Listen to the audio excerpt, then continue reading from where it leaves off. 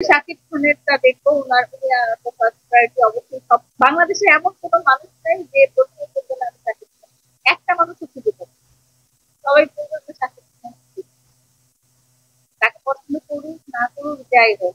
আমিও বাংলাদেশের সাধারণ মানুষ না, আমি প্রথমে শাকিব খানের দিকে না না, এটা এখানে বেস্ট অফ দ্য বেস্ট বলে বেস্ট অফ দ্য বেস্ট। আপনি যখন মুভি দেখতে যাবেন, বাংলাদেশের best of the best hero বলেন, অ্যাক্টর বলেন, যাই বলেন, উনি হচ্ছে best of শাকিব। তো উনি যেই অভিনয়, যেই কলা কৌশল দেখাবেন, বা ওনার সিনেমাতে যেভাবে বাজেট রাখা হবে বা ডিরেক্টর প্রডিউসার যেভাবে সিনেমাটা মেক করবে, সেটা আমার মনে হয় অন্য কোনো হিরোর জন্য হবে না। তো এই জন্য মানুষ সবসময় ভালোটাই দেখতে চায়।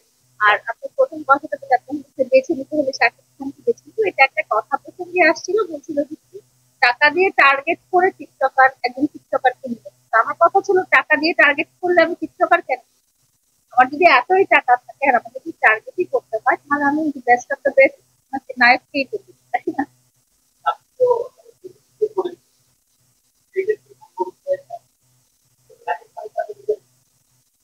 না না, আমি কি আর অভিনেত্রী নাকি? আর ওনার সাথে দেখতে একটা লাগবে, মানে খুব গ্ল্যামারাস।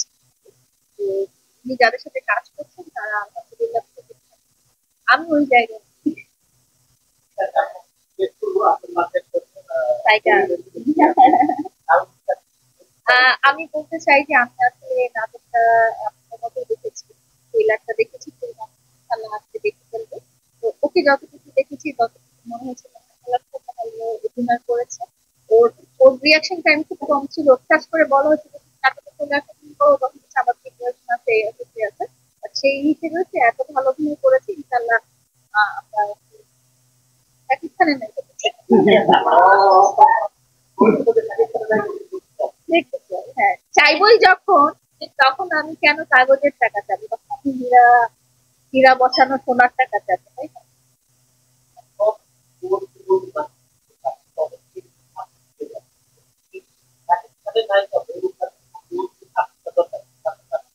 ও য- ও যদি ও যদি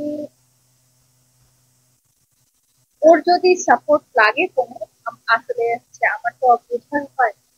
ও যদি আমার কাছে ও কেন, যে কেউ আমার কাছে যদি সাপোর্ট চায়, সেই সাপোর্টটা আমার আহ, নাগালের মধ্যে থাকে, যে আমি পারবো, তাহলে অবশ্যই করবো। আমার কথা হচ্ছে যে কেউ যদি আমার কাছে মানে হেল্প চায় বা সাপোর্ট চায় বা সহযোগিতা চায় বা অ্যাডভাইস চায়, আমি দিলে তো আমারটা কম হয়ে যায়। আসেন